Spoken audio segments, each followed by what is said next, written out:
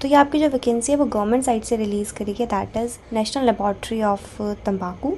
And यहाँ पे आपकी साइंटिफिक ऑफिसर, टेक्निकल ऐसी वैकेंसीज रहेंगी जहाँ पे आप एमएससी के बेसिस पे एलिजिबल हो, लेकिन कुछ पोस्ट में आपको एक्सपीरियंस की रिक्वायरमेंट भी रहेंगी। कौन सी पोस्ट में रहेंगी वो हम आगे डिस्कस करेंगे। एंड सैलरी बेस पे अच्छा रहेगा, लेकिन ये पोस्ट है वो कॉन्ट्रेक्चुअल बेसिस पे है, परमानेंट नहीं है।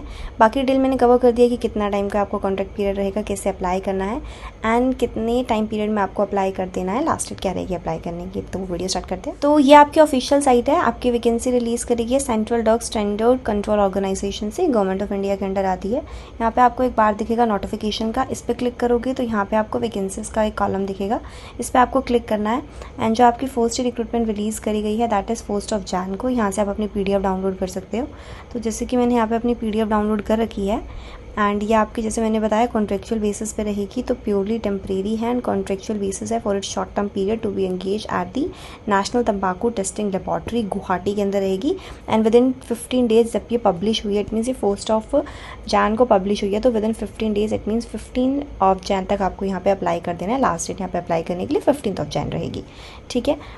और जो आपकी पोस्टिंग होगी वो गुवाहाटी के अंदर ही होगी। यहाँ पे आपकी 7 टाइप की पोस्ट रिलीज़ करी गई है, लेकिन जो 4 टाइप की पोस्ट है जहाँ पे आप साइंस के बेसिस पे आप कह सकते हो कि केमिस्ट्री के बेसिस पे एलिजिबल हो अप्लाई करने के लिए।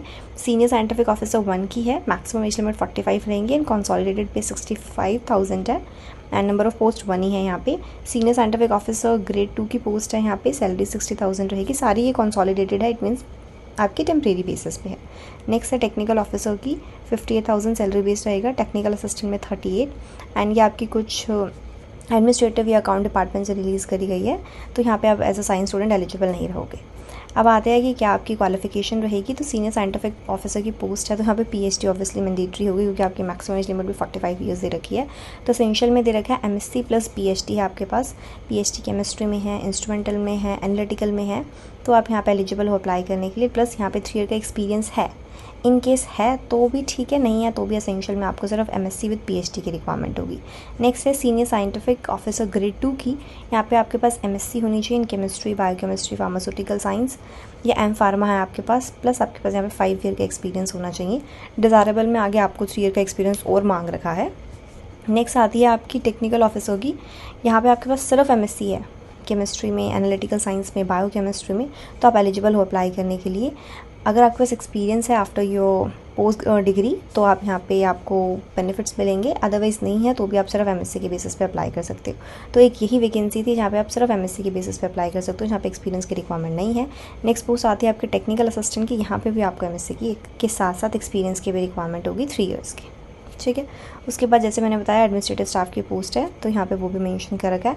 अप्लाई कैसे करना है, अप्लाई करने के लिए आपको सारे अपना फॉर्म फिल करना पड़ेगा, प्लस यहाँ पे एक आपको एड्रेस मेंशन कर रखा है, यहाँ पे आपको सेंड कर देना, ठीक है। फॉर्म फिल करके अपने जो भी डॉक्यूमेंट्स इन्होंने डिमांड कर रखे हैं वो अटैच करने हैं, और इनकम्प्लीट फॉर्म को ये रिजेक्ट कर देंगे। कोई भी टैलेंट्स आपको यहाँ पे प्रोवाइड नहीं किया जाएगा for attending any kind of interview, क्योंकि इंटरव्यू के बेसिस पे आपका सिलेक्शन होगा, यहाँ पे एग्ज़ाम वगैरह नहीं होगा, ठीक है।